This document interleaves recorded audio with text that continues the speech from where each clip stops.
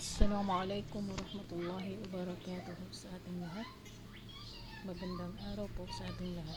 So ang video natin ngayon ay i-feature natin yung foreclosed property ng Pag-ibig. Isa sa mga foreclosed property ng Pag-ibig acquired assets dito sa Golden Horizon Courtyard, Barangay Perez, Lukbanan, Trece Martires City, Cavite.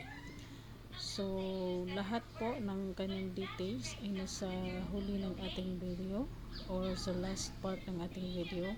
So pakipanood na lang po hanggang sa matapos ang video, at sana ay makatulong ito sa ating lahat kung sino yung mga gustong magkaroon ng mga foreclosed property ng Pag-ibig acquired assets. So ito na po.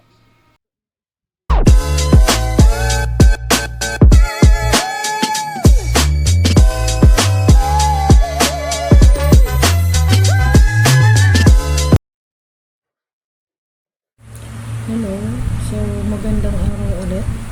So itong next property na ipipicture natin, same pa rin, Golden Horizon Courtyards. So nasa block 41 lot 19 siya. So napakaganda ng unit ito kasi nasa ano siya, end unit siya, corner lot, nalalagyan niya. So napakalaki ng property. So yung dating nakakuha nito is pinapa-extension na nila dito sa may likod. So may extension na siya dyan sa likod. Napakalaki ng area nito. So malaki din yung parking lot niya dito sa may pintuan ng living area. So ayan. So napakalaki niyan. Then ang kasunod niyan is may ginagawa nilang extension. Ewan ko, parang dirty kitchen yata or laundry area. Itong extension nila. So di ko alam bakit iniwan to dati ng dating nakatira. So wala akong nakausap ng kapitbahay dito kasi medyo tanghali itong time na to na tinignan ko itong property na to. So nasa loob yung mga nangyari. So as what you can see, so may na siya, bill ng kuryente. So meaning to say may kuryente na siya, and then at the same time may nakikita na din ako mga gripo. So may connection na din siya ng tubig. So hindi ka na mahihirapan dito. May connection na ng kuryente at tsaka tubig. So napakaluwag ng property na ito. So kung gusto niyo ito, pakipanood na lang hanggang sa dulo kasi ilalagay ko yung complete details ng property na ito sa may last part ng video na ito. So, ito po ang property niya. So, hindi natin pinasok kasi bawal pa ipapasukin dito yung gustong tingin kasi nakalock yung pinto. So, nasilip ko lang dyan sa may bintana kasi naka-open naman yung yung bintana niya. So, as what you can see dito, napakaluwag ng property na ito. So, same as usual kapag sa Golden Horizon Courtyards na property, yung townhouse ay pa siya, kumbaga bird type, pero tibay ng pagkagawa ng property nito. So high ceiling, so yan, napakalawak ng dito na part is siya, yung dining area, and then dun sa malapit sa hagdanan is living room. And then same sa taas niya, bird type pa rin. So ang kinagandahan nito is since wala pang mga pintura o mga division, so ikaw nang bahala kung anong gusto mong pintura dito. So napakaganda ng property nito at napakalawak nito. And then sa mga amenities is complete naman din ang Golden Horizon.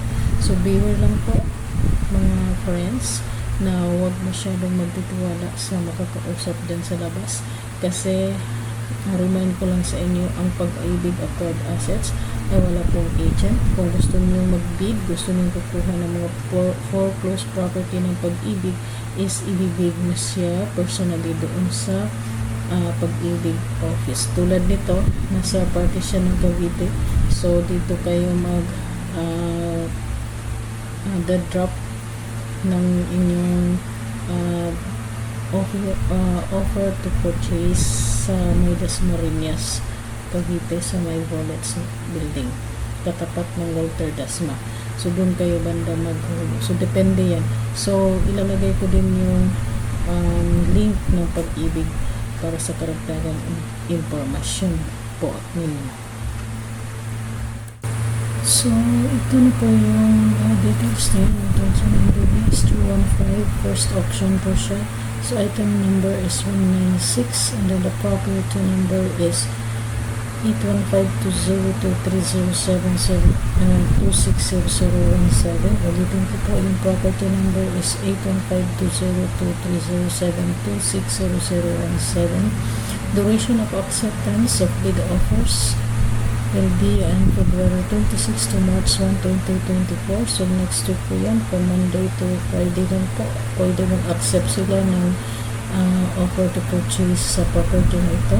So, ang opening of offers is March 4, 2024. So, Tuesday next week. So, pwede po kayong bumisita dito or pupunta sa Ayala branch ng Pag-ibig kung gusto nyo malaman kung nanalo ba kayo sa bidding ito. So, property location again, Golden Horizon Quarters, Block 31, Lot 19, Barangay Perez, Lukbanan, 13, Martin City, Cavite.